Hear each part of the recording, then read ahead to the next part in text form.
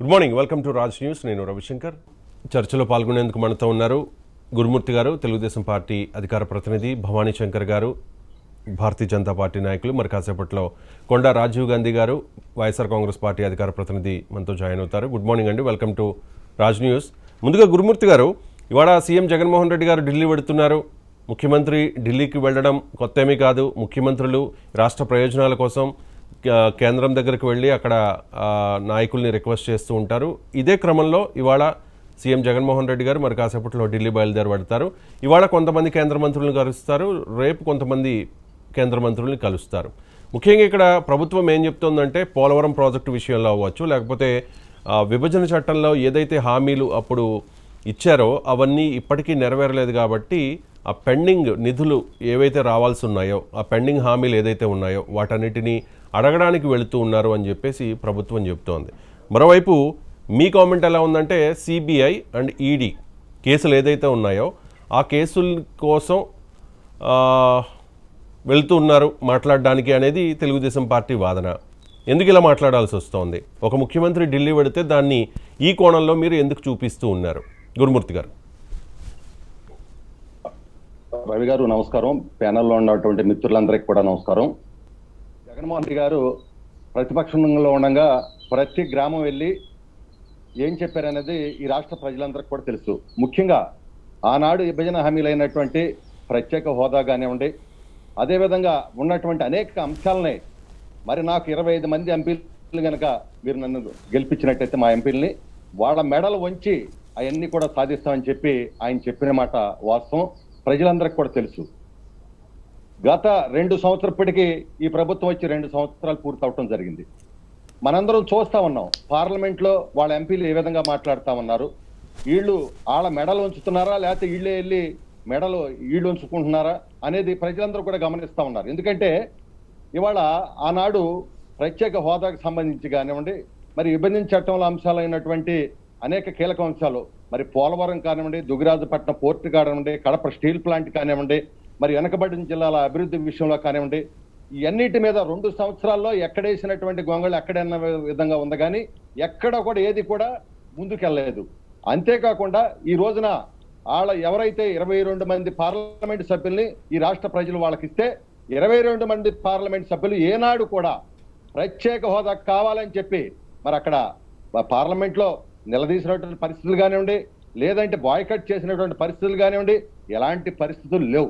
సరే, ముఖ్యమంత్రి గారు జనరల్గా ప్రజలందరూ కూడా అనుకుంటా ఉంటారు, ఎందుకంటే ముఖ్యమంత్రి గారు ఢిల్లీ వెళ్తే ఈ రాష్ట్రానికి సంబంధించినటువంటి మరి అనేక ప్రయోజనాలు మనకు ఒనగూరుతాయని అనుకుంటా ఉంటారు. వీళ్ళు పోలవరం విషయంలో రివర్స్ టెండర్కి వెళ్ళారు. ఏమైందండి వాటి వరకు? అక్కడెక్కడన్నా పనులు ఏమైనా కదులుతున్నాయా? ఏదీ లేదు. అంతేకాకుండా మరి ముఖ్యమంత్రి గారు ఢిల్లీకి వెళ్తే మరి ఏ మంత్రి గారిని కలిస్తే ఆ మంత్రి గారిని కలిసినప్పుడు ఆ రిప్రజెంటేషన్ ఇస్తా ఉంటారు, అదేవిధంగా విలేకరులకు ఇస్తా ఉంటారు, మరి అదేవిధంగా ప్రెస్కి మాట్లాడుతూ ఉంటారు. ఈ ముఖ్యమంత్రి గారు కనీసం ఏనాడు కూడా మరి ప్రెస్ను అడ్రస్ చేయరు. మేము ఈ పని మీద వచ్చాం, ఈ మంత్రిని కలిసాం, ఈ విధంగా రాష్ట్రానికి సంబంధించిన ప్రయోజనాల కోసం మేము అడుగుతా ఉన్నాం అనేటువంటిది ఎప్పుడు ఉండదు. మరి ముఖ్యంగా ఆయన ప్రధానంగా మరి హోంమంత్రి గారిని, అమిత్ షా గారినే కలుస్తారు. అమిత్ షా గారి కలవని సందర్భంలో మిగతా మంత్రులు కూడా కలవకుండా వచ్చేసినటువంటి సందర్భాలు కోకొల్లలుగా ఉన్నాయి. కాబట్టి ఈ రోజున మరి 2 సంవత్సరాల్లో ఏమీ సాధించినటువంటి వీళ్ళు ఈ రోజున అకస్మాత్తుగా ఢిల్లీ వెళ్తా ఉన్నాడంటే ముఖ్యమంత్రి గారు, ఎందుకంటే రేపు 14వ తారీఖున ఆయన బెయిల్ రద్దుకు సంబంధించినటువంటి వాయిదా ఉంది. మరి అదేవిధంగా ఈ రాష్ట్రంలో మరి ఆళ్ళ ఎంపీనే థర్డ్ డిగ్రీ ఉపయోగించి బహుశా భారతదేశ చరిత్రలో ఎక్కడ లేని విధంగా థర్డ్ డిగ్రీ ఉపయోగించి ఒక ఎంపీని కొట్టి పైగా డాక్టర్లతో కూడా సర్టిఫికేట్ ఏం రాయించారో ఈ రాష్ట్ర ప్రజలు చూశారు. ఇక్కడ సుప్రీం కోర్టుకి వెళ్తాం. ఇక్కడ గురుమూర్తి గారు ఇక్కడ మీరు ఒక ఎలిగేషన్ చేశారు, జగన్ బెయిల్ రద్దు విషయంలో మాట్లాడడానికి, కేంద్ర పెద్దలతో మాట్లాడడానికి జగన్ వెళుతున్నారు అని చెప్పి. అంటే ఏంటి, ఏ రకంగా దీన్ని అర్థం చేసుకోవాలి మనం? అంటే అక్కడికి వెళ్ళి మాట్లాడుకుంటే ఇది మ్యానిపులేట్ అయిపోతుందా, మారిపోతుందా? చట్టం తన పని తాను చేసుకెళ్తుంది కదా.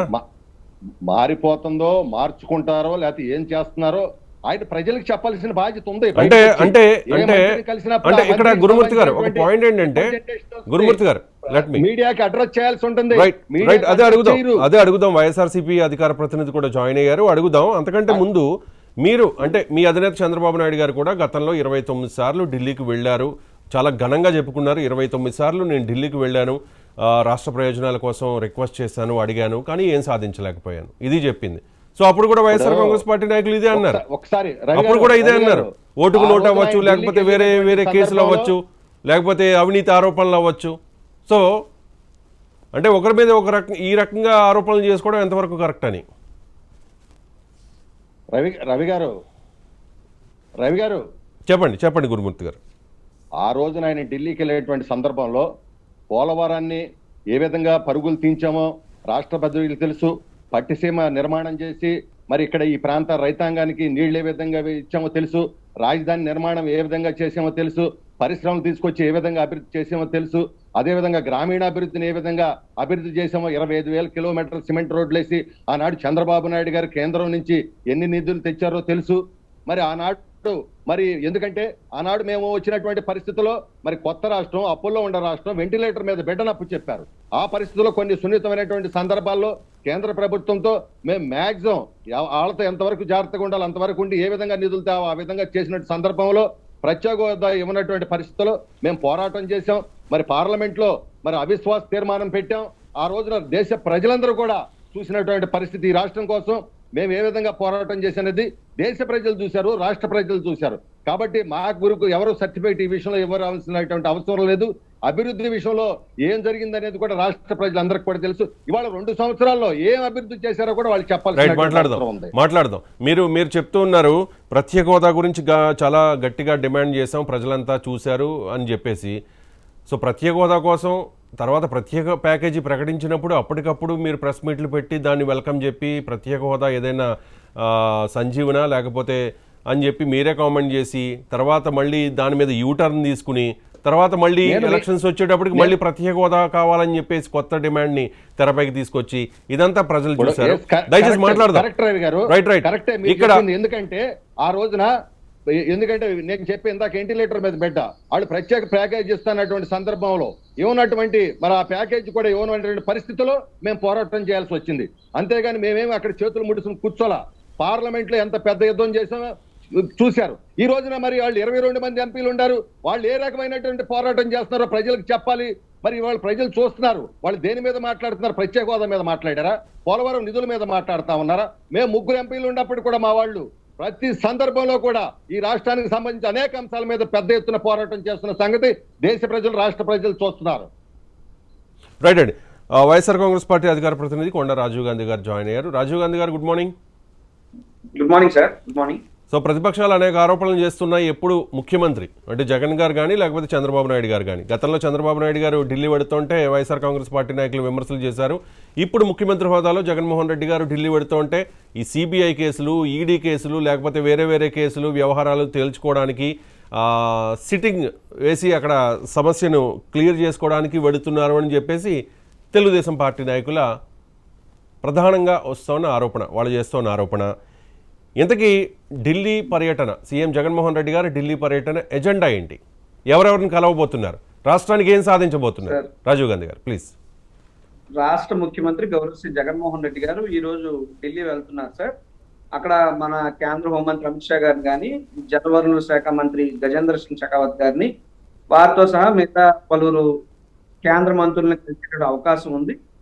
ఎందుకు అంటే రాష్ట్రానికి కావాల్సినటువంటి నిధులు కానీ, పోలవరం సంబంధించినటువంటి బకాయిలు కానీ, మిగతా రాష్ట్రానికి రావాల్సినటువంటి అన్ని విషయాల మీద చర్చించడానికి జగన్మోహన్ రెడ్డి గారు ఢిల్లీ ప్రయాణం అవుతున్నారు. ఇక్కడ నేను ప్రతిపక్షాలు వాదన సరే, నేను ఒకటే ఒక మాట చెప్తాను. గతంలో మేము అన్నాం, నేనేం ఐఎమ్ నాట్ డినైయింగ్ దట్. ఇప్పుడు మీరు మాకు ఒకసారి గుర్తు చేశారు.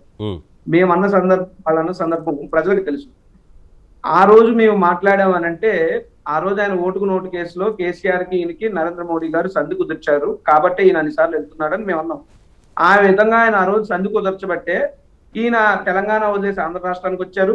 ఆ రోజు అలా సంధి కుదర్చబట్టే నిన్న కాక మనం చూసినా సరే ఎక్కడా కూడా ఛార్జ్ షీట్లలో ఆయన పేరు కూడా ప్రస్తావన రాలేదు. ఆ రోజు మేము చెప్పిన దానికి కొన్ని సంవత్సరాలు లేట్ అయినప్పటికీ ప్రజలకు వాస్తవాలు అర్థం, ఎందుకంటే ఆడియో క్లిప్పింగ్ లో అర్థంగా దొరికినా కనీసం పేరు లేకుండా చేసుకున్నారు. బట్ ఇక్కడ ఈ రోజు ఇలా మా మీద చేస్తున్నటువంటి ఆరోపణలు ఏంటి? జగన్మోహన్ రెడ్డి గారి మీద ఆల్రెడీ ఈడీ ఛార్జ్ షీట్లు ఉన్నాయి. 12 కేసులు ఆయన ఏమన్గా పెట్టి ఉన్నారు. ఆయన 16 నెలల్లో జైల్లో పెట్టారు. ఆయన బెయిల్ మీద ఉన్నారు. ముఖ్యమంత్రిగా కూడా ఆయన అయ్యారు.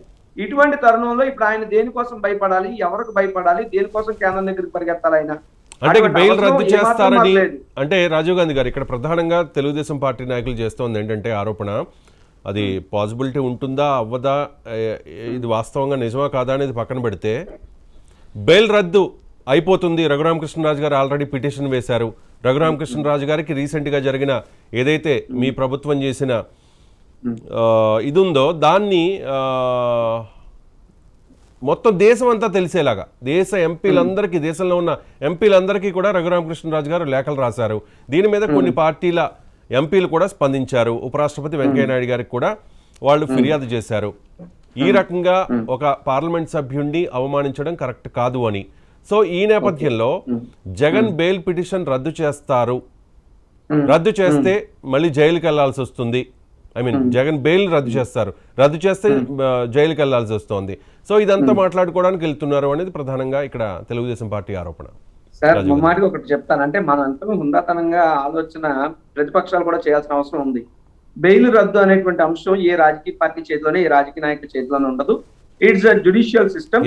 ఊరికే జుడిషియల్ సిస్టమ్ మేనేజ్ చేస్తారని చెప్పేసి వీళ్ళు అనుకుంటా, అంటే అదే వచ్చిన ఇబ్బంది ఏంటంటే పచ్చగా వచ్చినోడు లోకం అంతా పచ్చగా కనబడుతుంది. ఆ విధంగా అంటే ప్రతిపక్షాలు వాళ్ళు అడపా ఏమన్నా అటువంటి వ్యవహారాలు చేసి అటువంటి వ్యవహారాలు వాళ్ళు సిద్ధవస్తులు అయ్యి ఉండబట్టి బహుశా వాళ్ళకు అనుమానం, మా నాయకుడు ఎలాగే వెళ్ళాడు కదా ఇప్పుడు జగన్మోహన్ రెడ్డి గారు కూడా దీనికోసం వెళ్తున్నారని వాళ్ళ అపోహ, అనుమానం, అవివేకం తప్పితే ఇంకొకటి కాదు.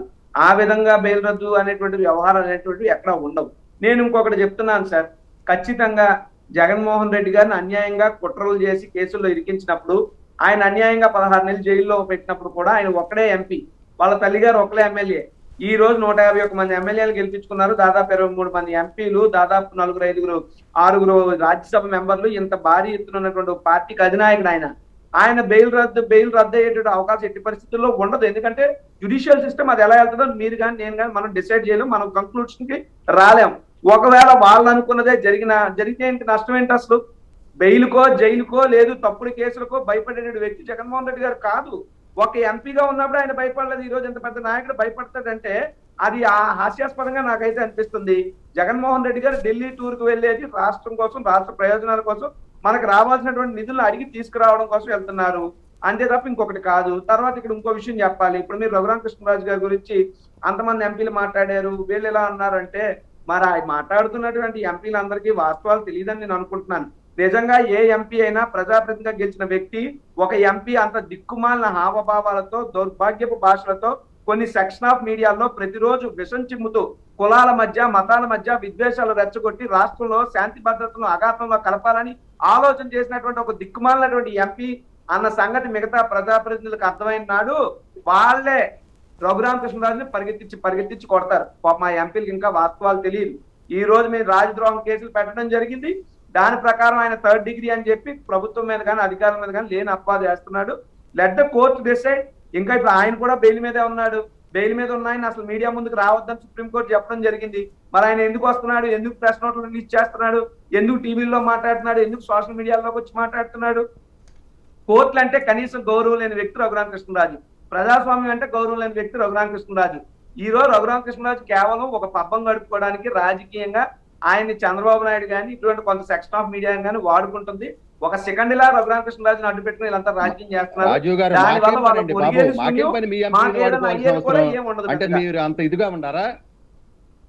ఏదండి మాకేం పని మీ ఎంపీని వాడుకోవాల్సిన అవసరం? అది చెప్తాను.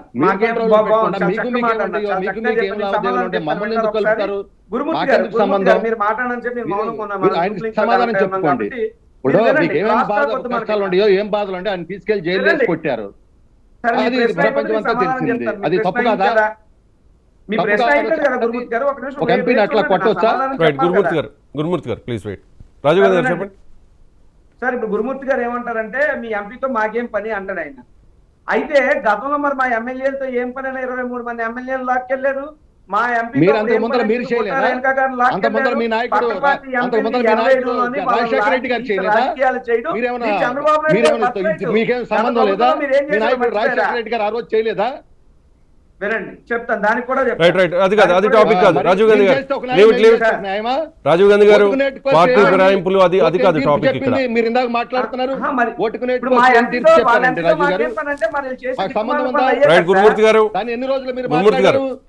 గురుమూర్తి గారు ప్లీజ్ మా వెయిట్. ఎంపీతో మీకేం పని ఓకే, అంటే ఓకే ఈ సార్, రోజు ఓకే, ఒకటే మీరు వెయిట్ చేయండి, చెప్తాను. నేను మీకు అవకాశం ఇస్తా, ప్లీజ్ ప్లీజ్.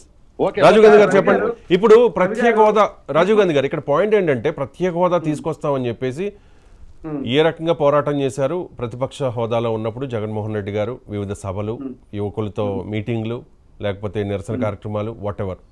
ఓకే, ప్రజల్లోకి బాగా వెళ్ళింది. ప్రత్యేక హోదా తెస్తారేమో అనే ఉద్దేశంతో ప్రజలు మిమ్మల్ని గెలిపించి ఉండొచ్చు. కానీ మిగిలిన విషయాల గురించి మాట్లాడుతూ ఉన్నారు, కానీ ఇక్కడ ప్రత్యేక హోదా విషయం అసలు ప్రస్తావనకే లేదు, మీ ఎజెండాలోనే లేదు. ఎందుకు లేదు? సార్, ప్రత్యేక హోదా అనేటువంటి అంశం ప్రత్యేకంగా ఇప్పుడు ఎజెండాలో ఉంటేనో లేదు, ఇప్పుడు నేను మాట్లాడతాను ఖచ్చితంగా వెళ్ళిన ప్రతిసారి మేము ప్రత్యేక హోదా అడుగుతున్నాం. నెంబర్ 1. నెంబర్ 2, జగన్మోహన్ రెడ్డి గారు ఎన్నికల ప్రచారంలో మేము ఏం చెప్పాం, ఖచ్చితంగా 25 ఎంపీలు మనకు వచ్చి మన ఎంపీలు నిర్ణయాత్మక శక్తిగా కేంద్రంలో ఉండి ఏ ప్రధాని అయితే కానివ్వండి, అది మోడీ గారు అయితే కానివ్వండి, రాహుల్ గాంధీ గారు అయితే కానివ్వండి, ఎవరైతే ప్రధాని కావాలనుకుని మన మద్దతు అడుగుతారో అడిగినప్పుడు ఖచ్చితంగా ముందు ప్రత్యేక హోదా మీద సంతకం పెట్టు, తర్వాతే మా మద్దతుని చేపట్టాలని నేను అంటానని చెప్పి అనేక సభల్లో ఆయన చాలా ఓపెన్ గానే చెప్పారు. దురదృష్టం తర్వాత వాళ్ళకి చెప్పారు, మన అప్పుడు అవసరం రాకుండా చెప్పలా. పోయింది. మేము ముఖ్యమంత్రిగా అయ్యి ఢిల్లీ వెళ్ళిన ఫస్ట్ ప్రెస్ మీట్ మీరు చూడండి, ఏ ముఖ్యమంత్రి కూడా అంత సాహసం చేయడండి. ఆల్రెడీ ఉన్నటువంటి ప్రధానమంత్రి హోదాలో ఉన్న మోడీ గారు ఉన్నటువంటి ఢిల్లీకి వెళ్ళి ఈ ప్రభుత్వానికి 200 సీట్ల కన్నా తక్కువ రావాలని నేను దేవుడు దండం పెట్టాను, కోరుకున్నాను, కానీ మన దురదృష్టం ఆ విధంగా జరగలేదని ఆయన అన్నాడు. ఖచ్చితంగా మా అవసరం వచ్చినప్పుడు ఎలా లాక్ చేయాలి, ఎలాగా ప్రత్యేక హోదాను ఆంధ్ర రాష్ట్రానికి తీసుకురావాలనేటువంటి మా ప్రణాళికలు మాకుంటాయి, మేము చేస్తాం, మేము ఇచ్చిన మాట కట్టుబడే ఉంటాం. ప్రత్యేక హోదా కోసం ఎప్పటికీ కూడా వెనకడిగేసే పరిస్థితి ఉండదు. దానితో పాటు మిగతా రాష్ట్ర అవసరాలు కూడా మనకు ముఖ్యం. ఈ పాండమిక్ గానీ, మనకు జరుగుతున్నటువంటి నష్టం గానీ, చంద్రబాబు నాయుడు గారు చేసినటువంటి ఆర్థికంగా ఒక బడ్జెట్ లో కనీసం 100 కోట్ల రూపాయలు కూడా లేకుండా లేనటువంటి పరిస్థితుల్లో జగన్మోహన్ రెడ్డి గారు ప్రమాణ స్వీకారం చేసి ఈ రోజు దాదాపు గడిచినటువంటి 2 ఏళ్లలో 1,00,000 కోట్లకు పైగా నేరుగా ప్రజలకి రాజీవ్ గాంధీ గారు ట్రాన్స్ఫర్ ఎంత చేసి చక్కగా ప్రజలకు చెబుతున్నారండి అభివృద్ధి పరిచాం మేము. అబద్ధాలు. జీడీపీని పెంచాం మేము. మీరు చూస్తే నీతి ఆయోగ్ లో 3వ ప్లేస్ వచ్చిందండి. చంద్రబాబు నాయుడు గారు ఉన్న రాష్ట్రం ఏ ప్లేస్ లో ఉంది? అవునవును, ఇవన్నీ రాష్ట్రాన్ని చేసుకుంటూనే నెంబర్ 1 ప్రత్యేక హోదా చేశారు మీరు. గురించి మేము అడుగుతున్నాం. నెంబర్ 1 చేశారు రాష్ట్రాన్ని, కరెక్టే చూస్తున్నారు ప్రజలు. రైట్ రైట్ మాట్లాడదాం. గురుమూర్తి గారు, మీ టర్న్ వచ్చినప్పుడు మీరు మాట్లాడండి. ఇక్కడ రాజీవ్ గాంధీ గారు మీరు చెప్తున్నారు 25కి 25 ఎంపీ సీట్లు వస్తే అప్పుడు అది కూడా కేంద్రంలో అవకాశం మన అవసరం ఉంటే, ఇవి ముందు చెప్పాలి కదా. ముందు చెప్పకుండా మీరు ప్రత్యేక హోదా తెస్తామని చెప్పేసి మీరు హామీలు ఇచ్చి ఆ తర్వాత ఇప్పుడు అడగడం లేదు, మెడలు ఉంచుతామని అప్పుడు అన్నారంట, ఇప్పుడైతే సైలెంట్గా ఉన్నారంట. ఇది తెలుగుదేశం పార్టీ ఆరోపణ. దీని గురించి మళ్ళీ మాట్లాడదాం మనం. రైట్ రాజీవ్ గాంధీ గారు, మళ్ళీ మీ దగ్గరకు వస్తాం. భవానీ శంకర్ గారు మీరేం చెప్తారు భారతీయ జనతా పార్టీ తరఫున? నమస్కారం అండి, పెద్దలందరికీ నమస్కారం. ఇప్పుడు ఒక రాష్ట్ర ముఖ్యమంత్రి హోదాలో రాష్ట్ర ప్రయోజనాల కోసం ఏ పార్టీ అయినా, ఇప్పుడున్న జగన్మోహన్ రెడ్డి గారు, వైఎస్ఆర్సీపీ అయినా, తెలుగుదేశం చంద్రబాబు నాయుడు అయినా, సెంట్రల్ గవర్నమెంట్ ప్రధానమంత్రి గారిని కానీ, అమిత్ షా అంటే హోమ్ మినిస్టర్ గారిని కానీ రాష్ట్ర ప్రయోజనాల కోసం ఖచ్చితంగా వెళ్తారు. ఆ వెళ్ళిన దాన్ని అప్పుడు తెలుగుదేశం పాలనలో ఉన్నప్పుడు మాత్రము చంద్రబాబు నాయుడు పోయినప్పుడు ఓటికి నోటు కేసు మీద పోయినారని ప్రతిపక్షాలు ఆరోపించడము సహజమే. ఈ రోజు జగన్మోహన్ రెడ్డి గారు ముఖ్యమంత్రి హోదాలో రాష్ట్ర అభివృద్ధి కోసం వెళ్తున్నారా లేదా అని పక్కన పెట్టినా, అతను ఈ ఢిల్లీకి వెళ్తున్నారంటే తన కేసులు బెయిల్ రద్దు కోసం వెళ్తారని తెలుగుదేశం వాళ్ళు ఆరోపించడం సహజమే. కాకపోతే ఇక్కడ మనం గమనించాల్సింది ఏమంటే, ఒక జ్యుడిషియల్ డిపార్ట్మెంట్ అనే గౌరవమైన డిపార్ట్మెంట్ ని మనము ఏ విధంగా ప్రజల్లో ఇది చేస్తున్నాము, నెగిటివ్ గా తీసుకెళ్తున్నాం అనేది మనం గమనించాలా. ఎక్కడ కానీ ఈ విధంగా అన్ని విధాల మ్యానిపులేట్ చేసేటట్టుంటే అసలు ఏ కేసు అయినా నిలబడదు కదా. ఎందుకు ఈ విధంగా వీళ్ళు పబ్లిక్ ని ఈ విధంగా లేనివన్నీ సృష్టించి బెయిల్ రద్దు కోసము హోమ్ మినిస్టర్ కలిసేపోతున్నారు అంటే, హోమ్ మినిస్టర్ గారు చెప్పేసి బెయిల్ రద్దు అంటే ఇక ఈడీలు ఎందుకు, సిబిఐ ఎందుకు, కోర్టులు ఎందుకు, ఊరికి ఎందుకు ఇవన్నీ నెగిటివ్ గా అట్లా ప్రచారం చేయడం? ఇప్పుడు ఏమి జరిగినా కూడా ప్రజలు గమనిస్తానే ఉంటారు. ఇప్పుడు ఒకప్పుడు అయితే ప్రతి క్షణము ఈ రోజు మీడియా ఉంది, మీడియా ద్వారా ప్రజలకు అన్ని వెళ్తున్నాయి. ప్రతి ఏం జరిగినా కూడా ప్రపంచం మొత్తం ఏం జరుగుతున్నా కూడా ప్రజలకు నిమిషంలో సెకండ్ లో వెళ్ళిపోతుంది. అట్లాంటిది ఈ విధంగా మనం ఆరోపించుకోవడం రాజకీయంగా బాగుంటదే గానీ, వాస్తవంగా అయితే మాత్రము ఎప్పుడు కానీ ఎటువంటి విషయాలు కానీ భారతీయ జనతా పార్టీ ఎస్పెషల్లీ ఇట్లా విషయాల్లో ఎటువంటి ఇన్వాల్వ్మెంట్లు కూడా ఉండవు. ఇంకొకటి ఏమంటే, ఇప్పుడు మన చంద్రబాబు నాయుడు గారు సీఎంగా ఉన్నప్పుడు ఆ రోజు ప్రత్యేక ప్యాకేజీ గురించి ఏ విధంగా మెచ్చుకున్నారు అందరికీ తెలుసు, ప్రజలందరికీ. ఒక సంజీవిని మన దీని కింద మనం పోల్చారు దాన్ని. కానీ దాన్ని సక్రమంగా ఆ రోజు మోడీ గారు కానీ మా ప్రధానమంత్రిగా ఉన్నప్పుడు దాన్ని ఖచ్చితంగా అన్ని అమలు చేస్తా ఉన్నా కూడా అంత రాష్ట్రానికి ఆ విధంగా డెవలప్మెంట్ స్కీమ్లు అన్ని ఫెసిలిటీస్ ఇచ్చారు కాబట్టి డెవలప్మెంట్ ఫాస్ట్ వచ్చింది. మళ్ళీ ఆ తర్వాత ఆయన జగన్మోహన్ రెడ్డి గారు స్పెషల్ స్టేటస్ మీద ఫైట్ చేస్తున్నాడు, ఇది మనకి రివర్స్ అవుతుందని చెప్పి ఆయన యూటర్న్ తీసుకుని స్పెషల్ స్టేటస్ మీద పోయినారు. ఈ రోజు జగన్మోహన్ రెడ్డి గారు వాస్తవం, జగన్మోహన్ రెడ్డి గారు అనుకున్నది నా మీద నేను కానీ నా వల్ల పార్టీ సెంటర్ లో కానీ ఏ గవర్నమెంట్ అయినా కూడా నా మద్దతు కావాల్సి వస్తే ఆ రోజు ఖచ్చితంగా స్పెషల్ స్టేటస్ అడుగుతామని అనుకోండొచ్చు. కానీ ఈ రోజు ఆ అవకాశం రాలేదు. ఎందుకంటే భారతీయ జనతా పార్టీకి ఎప్పుడు కానీ కాశ్మీర్ నుంచి కన్యాకుమారి వరకు వాళ్ళ పాలన ఏంటని ప్రజలు చూశారు కాబట్టి సెంటర్ లో అంత పూర్తి మద్దతు ఇచ్చారు. పూర్తి మద్దతుతో ఈ రోజు ఉందంటే ఇంతవరకు కాంగ్రెస్ కూడా లేదు, ఈరోజు పూర్తి మద్దతు ఇచ్చారు. ఇక్కడ మనం గమనించాల్సింది ఏమంటే ఆయన మాట ఇచ్చారు, ప్రజలు ఆయన పూర్తిగా సపోర్ట్ చేశారు. 151 మంది ఎమ్మెల్యేలు ఇచ్చారు, 23 మంది ఎంపీలు ఇచ్చారంటే కనీసం పార్లమెంట్ లో కానీ ఈ రోజు వెళ్తున్న దీంట్లో కానీ ఖచ్చితంగా స్పెషల్ స్టేటస్ గురించి కానీ మాట్లాడితే మేము కూడా దానికి సపోర్ట్ చేస్తాం. ఎందుకంటే వస్తే ఆ రాష్ట్ర అభివృద్ధి కోసం ఎవరైనా సపోర్ట్ చేస్తాం, దాంట్లో రాష్ట్ర అభివృద్ధికి మేము కూడా సహకరిస్తాం. ఈ రోజు ఉన్న పరిస్థితుల్లో ఇప్పుడున్న పాండమిక్ సిచ్యువేషన్ లో మొన్న కూడా జగన్మోహన్ రెడ్డి గారు కేంద్రం నుంచే టీకా వ్యాక్సినేషన్ ఇవ్వండి, ఎందుకంటే రాష్ట్ర లోటు బడ్జెట్లు ఉన్నాయి అని అందుకు ఈ రోజు మోడీ గారు మొన్ననే అనౌన్స్ చేశారు, మొత్తం కేంద్రమే భరిస్తుంది ఖర్చులంతా, అన్ని రాష్ట్రాలకు కేంద్రం భరిస్తా అని చెప్పారు. సో ఇట్లా విషయాల్లో రాష్ట్రం తీసుకునే నిర్ణయాలకు కానీ అన్నిటికి కూడా కేంద్రం కూడా సపోర్ట్ చేస్తుంది. ప్రతి ఒక్క రాష్ట్రం యొక్క ఆర్థిక వనరులు కానీ వాళ్ళ లోటు బడ్జెట్లు ఏమన్నా కూడా దాన్ని కవర్ చేయడానికి కానీ ఇప్పుడు మన ఈ రోజుకి వచ్చిన మద్దతు ధరలు కానీ అన్నిటికీ ప్రతి ఒక్క విషయంలోనే ప్రతి రాష్ట్రానికి ప్రిఫరెన్స్ ఇస్తుంది.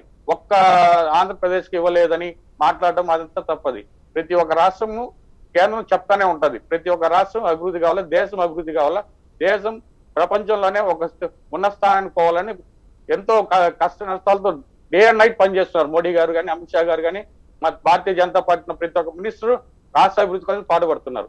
కాబట్టి దీంట్లో మన రాష్ట్ర ప్రభుత్వం కూడా కేంద్రానికి మద్దతుతో రాష్ట్రానికి ఏం కావాలి, న్యాయపరంగా రాష్ట్ర ఏ అభివృద్ధి ఏం చేయాలని దీంతో ప్రతిపక్షాలు కూడా దానికి సహకరించి ఈ విధంగా చేస్తే బాగుంటది అనుకుంటే బాగుంటది. కానీ ఇప్పుడు ఢిల్లీకి వెళ్తున్నాడు, దీనికోసం వెళ్తున్నాడు అంటే ఇవి అడగాల, రాష్ట్రంలో ఈ పరిస్థితులు బాగాలేవు, ఈ విధంగా ఉంది, దీనికోసం పోవాలా అని సూచనలు ఇస్తే కూడా ఇంకా బాగుంటది. ఇప్పుడు ప్రతిపక్షానికి కూడా వాల్యూ పెరుగుతుంది పబ్లిక్ లో. అట్లా కాకుండా రద్దు కోసం పోతున్నట్టే ఎన్నోసార్లు పోయినా రద్దు కోసం, ఇంతవరకు కేసు ఎప్పుడో కొట్టేసుకుంటచ్చు కదా, 28 సార్లు పోయినా చంద్రబాబు నాయుడు గారు, ఆ కేసు కొట్టేసుకుంటచ్చు కదా, అది కూడా పెండింగ్ ఉంది. ఎందుకు జ్యుడిషియల్ డిపార్ట్మెంట్ లో ఎప్పుడు కానీ భారతీయ జనతా పార్టీ కాదు, సెంట్రల్ గవర్నమెంట్ ఏ కానీ ఇన్వాల్వ్ కాదు. సో ఇది ఒకటి గుర్తుపెట్టుకొని మనం ప్రతి ఒక్క మాట కానీ ప్రతిపక్షంలో ఉన్నప్పుడు కానీ ఎదురుగా ఉన్నప్పుడు వాళ్ళ మీద ఆరోపణ చేసేటప్పుడు చూసి మనం ఈ రాంగ్ న్యూస్ పోకుండా ప్రజల్ని తప్పుదారి పట్టించకుండా మంచి ఉద్దేశంతో మనం కూడా గవర్నమెంట్ కి సహకరించగా ఉండాలి. అంటే ఈ రోజు మేము మద్దతు ఇస్తున్నామని మేము చెప్పడం లేదు. రాష్ట్రంలో ఇప్పుడు కూడా వెనుకబడి ఉంది, అభివృద్ధి పరంగా వెనకున్నాం. ఈ అభివృద్ధిని ఏ విధంగా ముందుకు తీసుకోవాలని మాత్రం ఖచ్చితంగా జగన్మోహన్ రెడ్డి గారు ఆలోచించాలని నేను చెప్తున్నా. రైట్, భవానీ శంకర్ గారు, ఇక్కడ రఘురామకృష్ణరాజు గారు YSR Congress party rebel MP రీసెంట్గా అనేక విషయాల మీద సర్కార్ని నిలదీస్తూ ఉన్నారు, ప్రభుత్వానికి వ్యతిరేకంగా కామెంట్స్ చేస్తూ ఉన్నారు. దానికి సంబంధించిన పరిణామాలన్నీ కూడా చూసాం. రీసెంట్గా ఇక్కడ జలశక్తి మంత్రి షెకావత్కు గజేంద్ర సింగ్ షెకావత్కు రఘురామకృష్ణరాజు గారు ఒక లెటర్ కూడా రాశారు. ఎందుకు ఈ ప్రస్తావన తీసుకొస్తున్నానంటే ఈ పోలవరం ప్రాజెక్టుకు సంబంధించి కూడా గజేంద్ర సింగ్ షెకావత్తో అపాయింట్మెంట్ ఫిక్స్ అయింది జగన్మోహన్ రెడ్డి గారికి. రఘురామకృష్ణరాజు గారి కామెంట్ ఏంటంటే ఈ నకిలీ ఖాతాలతో నిర్వాసితుల సొమ్ము దోపిడీ జరిగింది, రివర్స్ ముసుగులో ఏదైతే రివర్స్ టెండరింగ్ అని చెప్పి ప్రభుత్వ సొమ్మును మేము ఆదా చేస్తాం ప్రాజెక్టుల్లో భాగంగా అని చెప్పేసి చెప్పినా కూడా ఒక 25% వరకు కమిషన్లు తీసుకుంటూ ఉన్నారు వైఎస్ఆర్ కాంగ్రెస్ పార్టీ నాయకులు. సో దీని మీద ఒకసారి ఫోకస్ చేయండి అంటూ రఘురామకృష్ణరాజు గారు కేంద్ర జలశక్తి మంత్రి గజేంద్ర సింగ్ షెకావత్ గారికి ఫిర్యాదు కూడా చేయడం జరిగింది. ఈ నేపథ్యంలో ఎటువంటి పరిణామాలు చోటు చేసుకునే అవకాశం ఉంది? పోలవరం ప్రాజెక్టు మనం చూసాం, ఎప్పుడో స్టార్ట్ అయింది, టీడీపీ హాయంలో పూర్తవుతుందని అనుకున్నాం. వాళ్ళు ఇయర్స్ టార్గెట్ కూడా చెప్పారు, 18 అన్నారు, 19 అన్నారు. ఆ తర్వాత ప్రభుత్వం చేంజ్ అయింది, తర్వాత వైఎస్ఆర్ కాంగ్రెస్ పార్టీ అధికారంలోకి వచ్చిన తర్వాత ముఖ్యమంత్రి చెప్పారు, అలాగే జలవనరుల శాఖ మంత్రి, నీటిపారుదల శాఖ మంత్రి అనిల్ కుమార్ యాదవ్ గారు కూడా చెప్పారు జూన్ 2021కి పూర్తి చేస్తాం పోలవరం అని చెప్పేసి. కానీ జూన్ 2021 వచ్చేసింది, కానీ పోలవరం పనులు ఎక్కడికక్కడే ఉన్నాయి. ఏం చెప్తారు భవానీ శంకర్ గారు? ఇక్కడ మనము ఒకటి గమనించాలండి. ఇప్పుడు ఆయన ఒక ఎంపీగా అంటే ప్రజల తరపున ఎన్నుకున్న ఎంపీగా అతను క్వశ్చన్ చేయడానికి రైట్ ఉంటుంది దాంట్లో. అంటే క్వశ్చన్ చేసినంత మాత్రాన ఆరోపణలు ఒక లెటర్ ఇచ్చినప్పుడు ఒక ప్రజాప్రతినిధిగా ఇవ్వచ్చు, ఇట్లా జరిగిందని. దాని మీద ఎంక్వైరీ వేస్తారు. దాని మీద ఏమన్నా జరిగింటే దాన్ని అంటే ఇచ్చినంత మాత్రం రుజువు అయిపోయినట్టు మనం అనుకోకూడదు కదా. రేపు ఖచ్చితంగా మినిస్టర్ గారు దాని మీద ఏమన్నా కమిటీ ఇచ్చు, దాన్ని ఏం జరిగింది నిజంగా ఖచ్చితంగా తెలుస్తారు, దాంట్లో నో డౌట్. ఎందుకంటే ఒక ప్రజాప్రతినిధి హోదాలు ఇచ్చినప్పుడు ఖచ్చితంగా దాని మీద రెస్పాండ్ అవ్వాల. ఈ మినిస్టర్ గారు రెస్పాండ్ అవుతారు, గవర్నమెంట్ రెస్పాండ్ అవుతారు. దాంట్లో ఎక్కడ నిజాయితీగా ఉందా లేకపోతే అవినీతి జరిగిందని కూడా తేలిపోద్ది. దాని గురించి మనము ఇవ్వకూడదు, ఇచ్చినాడు కాబట్టి ఏదో జరిగింది అనేది మనం కూడా ఏమి ఎంక్వైరీ లేకుండా మన నింద వేయకూడదు. ప్లస్ అట్లని పక్కన పెట్టలేము కదా. ఆయన ఒక ఎంపీ స్థానంలో ఉన్నప్పుడు ఆయన ఇచ్చిన దాన్ని మనము ఎంక్వైరీ చేసి దానికి ఏం చేయాలనేది ఆ లెవెల్లో ఉన్న మినిస్టర్ గారు దాని మీద ఏం చేయాలో ఏ విధంగా యాక్షన్ తీసుకునేది ఆయన చూస్తారు. దాని ప్రకారం ప్రాసెస్ జరుగుతుంది. రెండోది వచ్చి పోలవరము ఆ రోజు సెంట్రల్ గవర్నమెంట్ జాతీయ హోదాలో జాతీయ ప్రాజెక్టు తీసుకుని చేస్తామంటే ఆ రోజు చంద్రబాబు నాయుడు గారు లేదు స్టేట్ మేమే చేస్తామని చెప్పి తీసుకున్నారు. మేమైతే ఫాస్ట్ కంప్లీట్ చేస్తామన్నారు.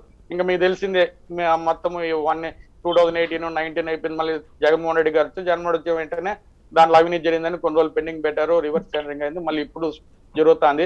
ఇక్కడ మనం ఇంకోటి కూడా గమనించాలేమంటే పాండమిక్ సిచ్యువేషన్స్ కరోనా వచ్చిన తర్వాత చాలా వరకు లాస్ట్ ఇయర్ పనులు జరగలేదని చెప్పేసి వాళ్ళే రిపోర్ట్ ఇచ్చారు. ఎందుకంటే మొత్తము ఎక్కడెక్కడ వర్క్లు నిలిచిపోయినాయి, కూలీ వర్క్ పనిచేసే వాళ్ళు అందరూ ఎవరెవరు వాళ్ళ ఊర్లోకి వెళ్ళిపోవడం వల్ల ఎక్కడ పైన నిలిచిపోయి కొద్దిగా గ్యాప్ వచ్చింది. కాకపోతే ఇప్పుడున్న సిచ్యువేషన్ లో ఇప్పుడన్నా, ఎందుకంటే మాట 2021 కంప్లీట్ చేస్తామని చెప్పారు అనిల్ కుమార్ యాదవ్ గారు.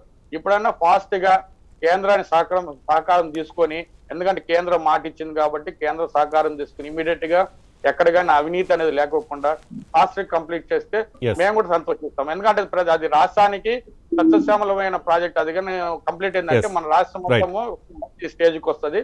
ఈ విషయంలో కొద్దిగా రాష్ట్ర ప్రభుత్వము చాలా ఇంట్రెస్ట్ తీసుకొని దాని మీద కాన్సన్ట్రేట్ చేసి దానికంటూ అంటే ఈ ఒక విషయంలో చంద్రబాబు నాయుడు గారు సీఎం గా ఉన్నప్పుడు మండే పోలవరం అని చెప్పి పెట్టారు.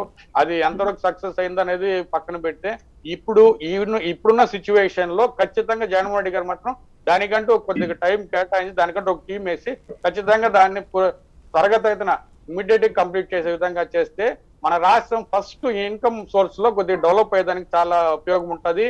వచ్చే కంపెనీస్ కి వాటర్ సోర్స్ ఉంటుంది. కాబట్టి ఇది ఒకటి జగన్మోహన్ రెడ్డి ఖచ్చితంగా దీని మీద దృష్టి పెట్టాలని చెప్పి రైట్ చూద్దాం. మరి కాసేపట్లో సీఎం జగన్మోహన్ రెడ్డి ఢిల్లీ వెడుతున్నారు. ఇవాళ కొంతమంది కేంద్ర మంత్రులను కలుస్తారు, రేపు కూడా కొంతమంది కేంద్ర మంత్రులను కలుస్తారు. రాష్ట్ర ప్రయోజనాల గురించి ఏం అడుగుతారు అనేది తేలబోతోంది. అలాగే ఈ ప్రత్యేక హోదా కోసం ఈసారైనా జగన్మోహన్ రెడ్డి కేంద్రాన్ని అడుగుతారా? ఢిల్లీ పర్యటన తర్వాత సీఎం జగన్మోహన్ రెడ్డి ఢిల్లీ మీడియాతో మాట్లాడతారా అనేది తెలియాల్సి ఉంది.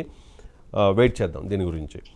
రైట్, ఇక కొండ రాజు గారు, ఇక్కడ మీరు పరిపాలనా రాజధానిగా విశాఖను అనౌన్స్ చేశారు.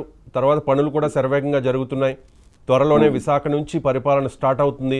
ముఖ్యమంత్రి ఎక్కడ ఉంటే అక్కడ నుంచే మీ పరిపాలన చేస్తాం, అదే పరిపాలనా రాజధాని అవుతుంది అంటూ మీ ఎంపీ విజయసాయిరెడ్డి గారు, మీ మంత్రి బొత్స గారు, మీలాంటి విశాఖ ప్రాంతానికి చెందిన నాయకులు పదే పదే చెబుతూనే ఉన్నారు. కానీ ఇక్కడ విశాఖలో భూములను అమ్మేస్తున్నారంట.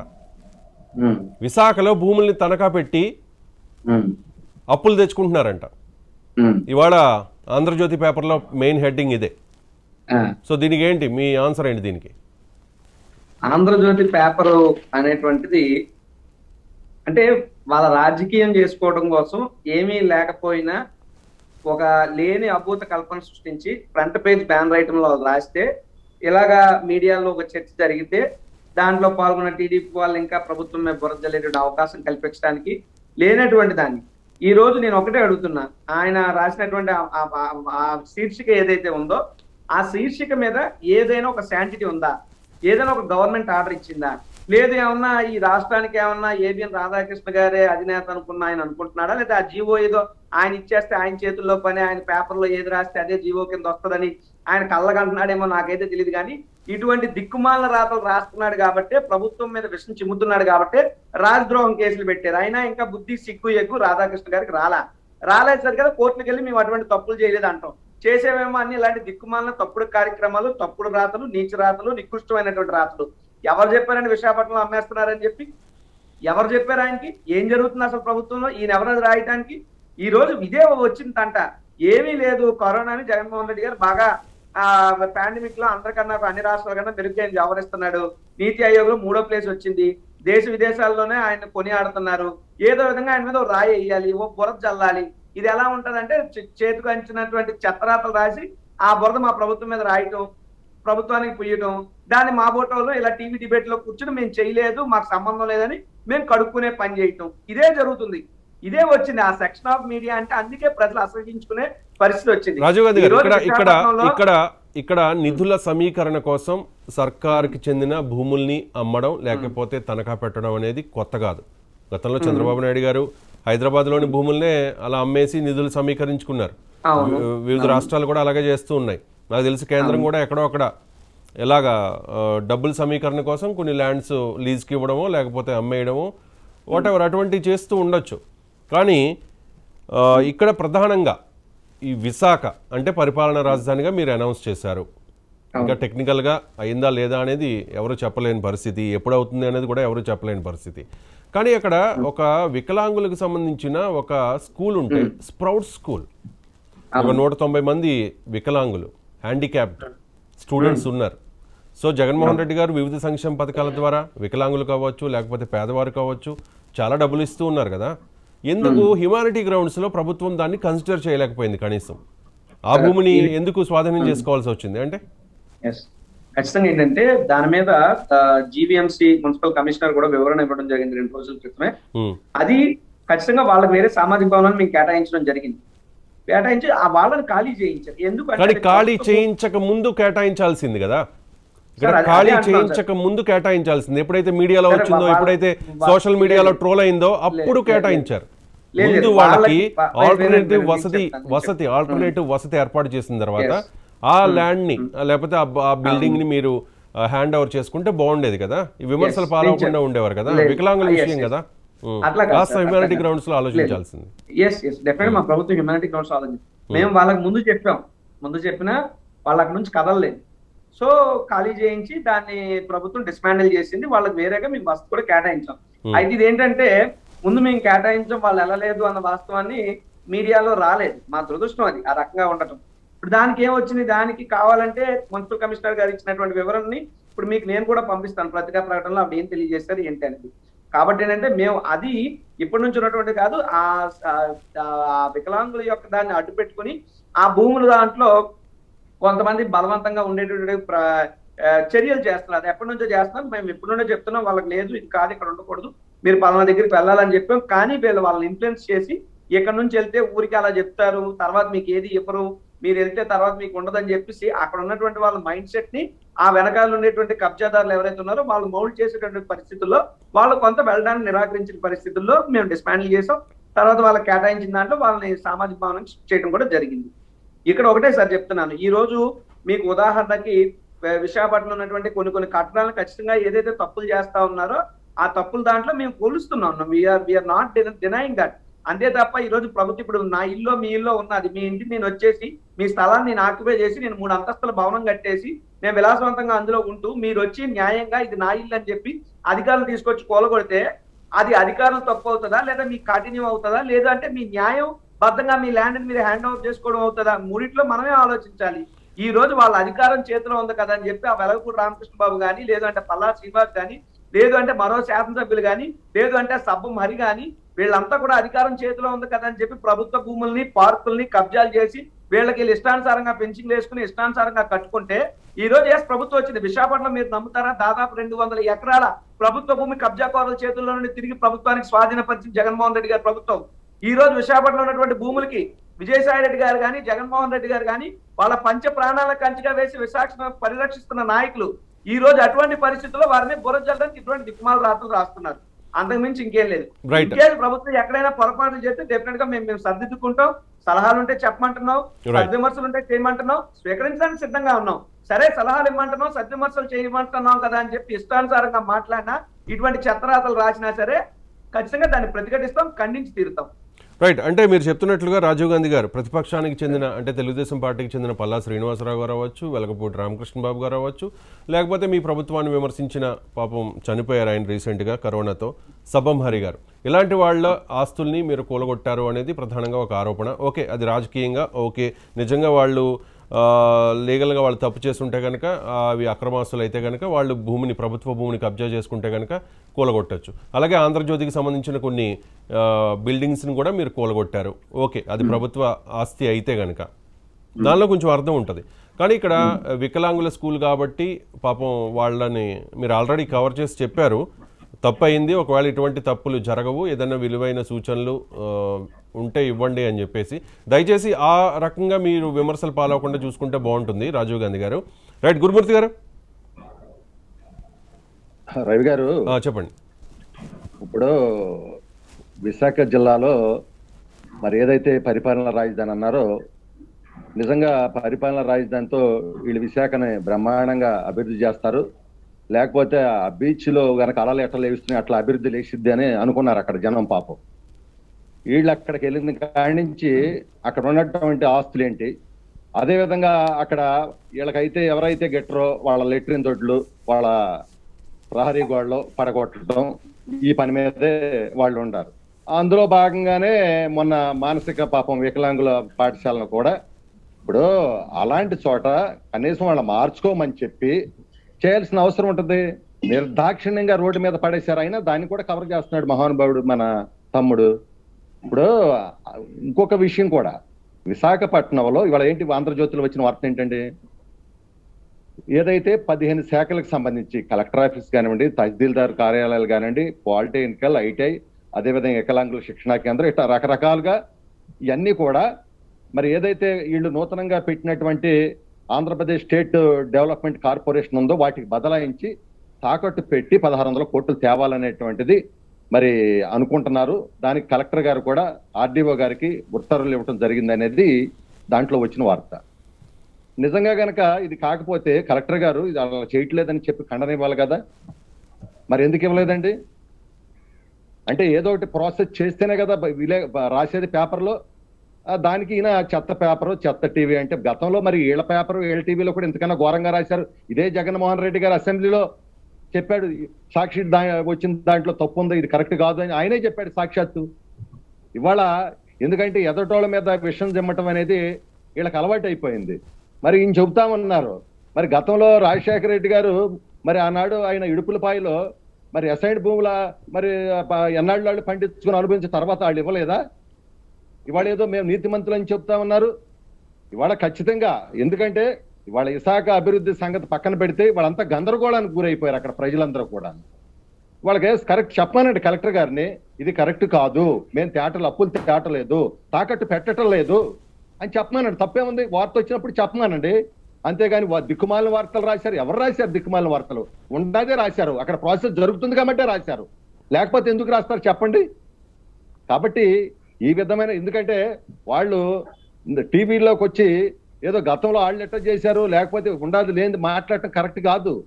శాంతం వన్ సైడ్ గా మాట్లాడితే ఎట్ట కుదిరిద్దండి? అంటే అసలు ఏమి సంబంధం లేదా, అక్కడ ఏమి జరగలేదా చెప్పమనండి. మరి అంటే గురుమూర్తి గారు ఇక్కడ ఒక చిన్న విషయం, ఇక్కడ గురుమూర్తి గారు నిధుల సమీకరణ కోసం, ప్రభుత్వాన్ని నడపడం కోసం, రాష్ట్రాన్ని నడపడం కోసం నిధుల సమీకరణ ఏదైతే ఉందో ఆ నిధుల సమీకరణ కోసం ప్రభుత్వ ఆస్తుల్ని తాకట్టు పెట్టడం లేకపోతే అమ్మడం, అంటే ఇది గతంలో కూడా జరిగింది కదా తెలుసండి గురుమూర్తి గారు.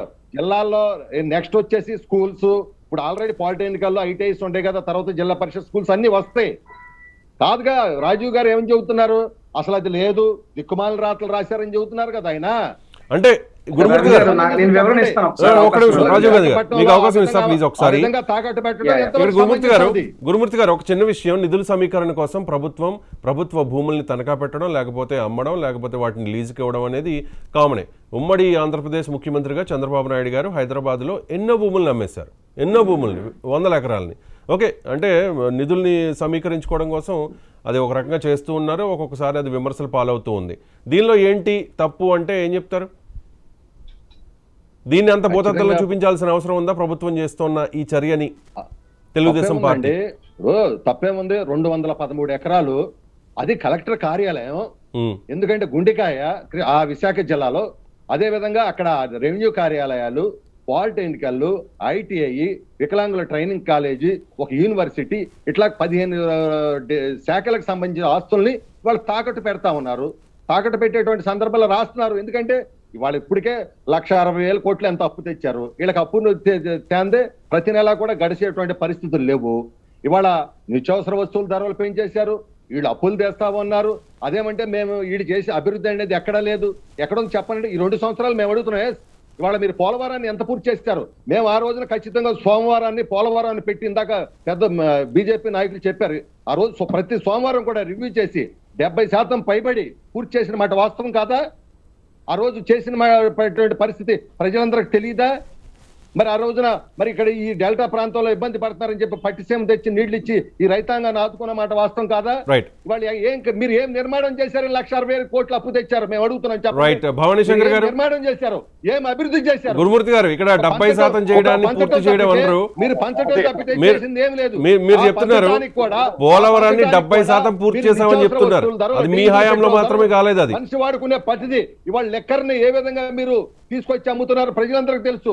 మీరే వనరులు, మీరే అమ్మకందారులు, దాంట్లో ఏం జరుగుతుందో కూడా ఎవరికి కూడా తెలియదు. రైట్, భవానీ శంకర్ గారు కంక్లూడ్ చేయండి ప్లీజ్. భవానీ శంకర్ గారు, ఇప్పుడు మన కాంగ్రెస్ వైసీపీ పార్టీ తరఫున మాట్లాడిన అతను రాజీవ్ గారు, పెద్దలు గురుమూర్తి గారు అని వీళ్ళు చెప్పారు, బానే ఉంది. ఇప్పుడు జగన్మోహన్ రెడ్డి గారు గవర్నమెంట్ అవినీతి అంటే ఇట్లా అక్రమంగా తెలుగుదేశం వాళ్ళు ఆక్యుపై చేసిన ల్యాండ్స్ అన్ని తీసుకుంటున్నాడు. దాంట్లో ఎవరైనా ఓకే, అది లీగల్ గా మనం కూడా కరెక్ట్ ఆక్యుపై చేసిన ల్యాండ్ తీసుకోవడం, గవర్నమెంట్ కి రావడం, అది ఒక ఆస్తి గవర్నమెంట్ కి రావడం అనేది. కానీ ఇక్కడ నేను ఒక చిన్న విషయం చెప్పదలుచుకున్నామంటే, ఈ పరిసర అంటే ఒక వైజాగ్ అని కాకుండా ఈ రాయలసీమ ప్రాంతంలో కానీ, చిత్తూరు కానీ, తిరుపతిలో కానీ ఇట్లా కూడా చుట్టుపక్కల అంతా కూడా తెలుగుదేశం మాయంలో ఉన్నప్పుడు కొన్ని డీకేటీ పట్టాలు ఇవన్నీ కూడా మారుమూల ప్రాంతాల్లో ఉండేదాన్ని తెలుగుదేశం నాయకులు రాపించుకున్నారు. మళ్ళీ ఇప్పుడు కాంగ్రెస్ వైసీపీ వచ్చిన తర్వాత దాన్ని క్యాన్సిల్ చేసి దాన్ని ఇంటి పట్టాల కింద మార్చారు. ఓకే, వెరీ గుడ్, ప్రజల కోసం ఇచ్చారనుకోవచ్చు. కానీ ఇక్కడ పొరపాటు ఏం చేస్తున్నారంటే అది మీరు గమనించుకోవాలి రాజు గారు. మేము ఎందుకంటే జరిగిన పొరపాటు చూపిస్తానని మీరు చెప్పారు కాబట్టి, ఇక్కడ ఈ ప్లాట్లు ఇస్తున్నారు కానీ అది ప్లాట్లు ఎవరికి ఇస్తున్నారు అది మీరు కరెక్ట్ గా ఒకసారి గమనించుకొని చెప్పాలి. ఉన్న మీ నాయకులకి ఇచ్చుకుంటారు. ఇక తెలుగుదేశం నాయకులు మీరు ఏది ఆరోపించారో దానికి మీరు కూడా ఆ విధంగా ఇచ్చేస్తారు. ఎట్లా ఇప్పుడు ప్లాట్ తీసుకున్నారు, వాళ్ళు ఆక్యుపై చేసుకుని ల్యాండ్ తీసుకుని ప్లాట్లు వేసి ప్రజలకి నిజమైన లబ్ధిదారులకు ఇవ్వండి.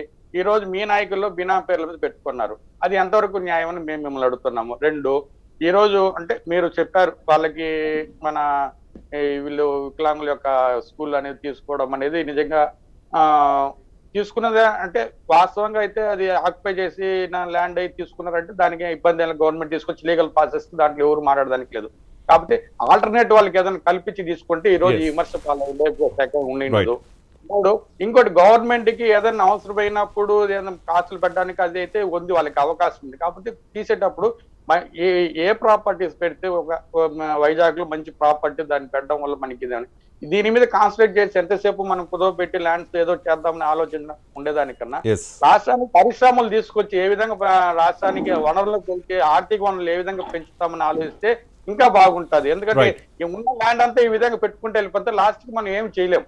లాస్ట్ మన గవర్నమెంట్ ఆఫీసులు అన్ని మనం ప్రైవేట్ దిల్లలో ఉండాల్సి వెళ్ళిపోతుంది. మళ్ళీ ఆ రోజు మనం మన భవిష్యత్ తరం అంతా కూడా చాలా బాధ ఇబ్బందులు పడి ఇప్పటికే అభివృద్ధి లేక ఇనికి పడింది మన రాష్ట్రం. ఇప్పుడన్నా కొద్దిగా ఈ 3 ఏళ్లలో పరిశ్రమలు తెచ్చి ఆర్థిక పరంగా మనం డెవలప్ చేసుకుని Right. Bhavani Thank you. Shankar గారు ఇప్పుడు మీరే ఇవ్వాలి, కేంద్రం నుంచి మీరే అవన్నీ కూడా ఇస్తే అన్ని రాష్ట్రానికి విధాలమే. ఇస్తే, నేనైతే ఎందుకంటే ఈ మీరు రోజు చెప్పారు ఇందాక support అవన్నీ కూడా మీరు ఖచ్చితంగా ఇస్తే రవి మాకు గారు, సంతోషం, రాష్ట్రం రవి గారు, అభివృద్ధి చెందుద్ది ఖచ్చితంగా. మీరు ఇందాక చెప్పారు ఎందుకంటే మేము చేద్దాం దృక్పథం ఉంది. రైట్ రాజీవ్ గాంధీ గారు కాకపోతే టైం అప్ మరి please. YSRCP thank you so much నాయకులు- రాజీవ్ గాంధీ గారు, భవానీ శంకర్ గారు, గురుమూర్తి గారు ఇవాళ చర్చ కార్యక్రమంలో పార్టిసిపేట్ చేసినందుకు. ఇది ఇవాళ ఏపీ పంచాయతీ. మళ్ళీ రేపు కలుద్దాం. స్ట్రేట్ చూడండి.